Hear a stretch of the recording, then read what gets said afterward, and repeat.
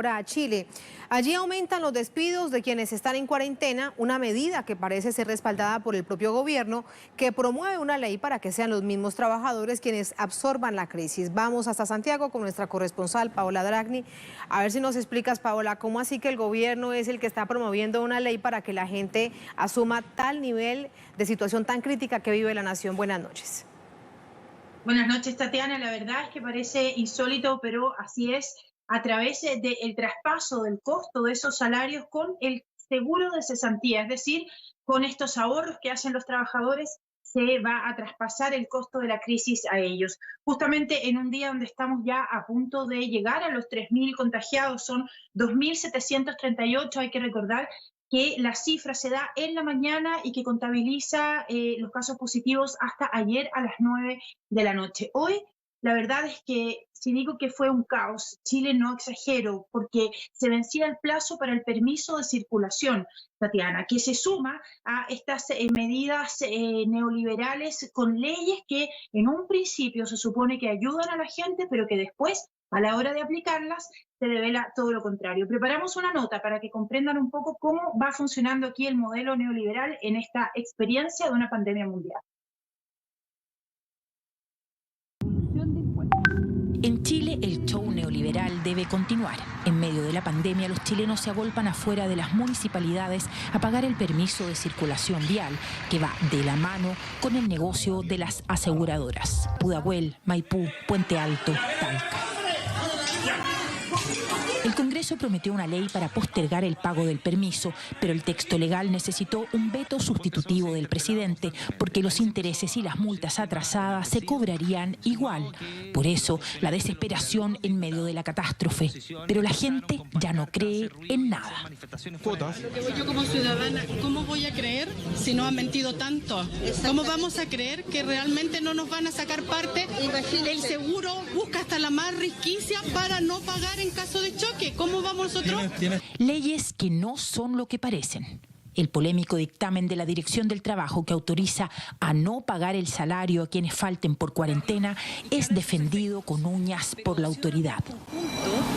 La idea siempre es promover la estabilidad en el empleo y promover que no haya suspensión del mismo, y por eso se establece la posibilidad de que las partes acuerden medidas alternativas de cumplimiento. Medidas alternativas, dice, que se traducen en amenazas laborales, reducción salarial y supuestos permisos forzados sin goce de sueldo. A ver, el que quiera irse, es libre de salir e irse. ¿Ya? Si no viene hoy día y no viene mañana, se quedó sin pega por 2 fallas reiteradas. No voy a parar, no vamos a parar 2 días. No, parar 2 días sin goce de sueldo para que se vayan para la casa, esperar los resultados del otro. Los otros son una tropa irresponsable. Pero, ¿qué hay detrás de un dictamen que perjudica a los trabajadores, irónicamente emitido por la misma autoridad que debe protegerlos? El dictamen lo que hace es generar incertidumbre, ¿no? O sea, porque lo que dice es que si cierran alguna empresa por medidas restrictivas, el empleador no va a tener que pagar los sueldos. Eso genera una presión enorme hacia el Congreso y, como sabemos, el gobierno tiró una ley que lo que pretende es que sean los trabajadores los que paguen con sus fondos de cesantía el tiempo en que las empresas estén cerradas.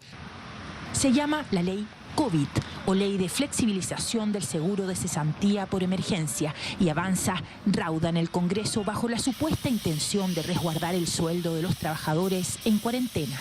Pero no, serán ellos mismos quienes se pagarán. Eso es parte de la misma lógica neoliberal del Estado chileno, que lo que hace es transmitir recursos desde el Estado, desde el dinero de todos las y los contribuyentes, hacia las empresas de forma indirecta. En definitiva, quienes vamos a pagar la crisis somos las y los trabajadores. Así como la ley que supuestamente postergaba el permiso de circulación, la ley COVID aparece favoreciendo a quien en realidad va a perjudicar. Ahí entra este proyecto de la suspensión temporal del contrato que le permite al trabajador mantener una renta, al empleador salir a flote, ¿no es cierto?, y poder darse una chance de que su empresa pueda retomar en el segundo periodo. Esta ley es nefasta y lo terrible es que el dictamen sí puede ser ignorado por los tribunales porque no es vinculante, pero en cambio si existe una ley los tribunales van a estar obligados a fallar en ese sentido y eso es muy grave. Una vez más, las empresas no se tocan. Tatiana, la ley ya fue aprobada en el Senado y la discusión entró a la Cámara de Diputados en un acuerdo político que hace prever que en las próximas horas incluso podría aprobarse. ¿Qué es lo que ha pasado entonces? Es que las empresas están aprovechando de hacer firmar a los trabajadores estos papeles que la verdad no tienen ninguna legalidad si no fuera por este extraño dictamen que posteriormente va a ser reafirmado con esta ley en una suerte de bomba de humo, nos decía el director de la Defensoría Popular de los y las trabajadoras, porque en el fondo lo que hace es transferir justamente la responsabilidad laboral de una pandemia que debiera ser asumida por todos solo por el seguro de cesantía. Así las cosas en Chile. Gracias por esos detalles, Paola. Buenas noches. Buenas.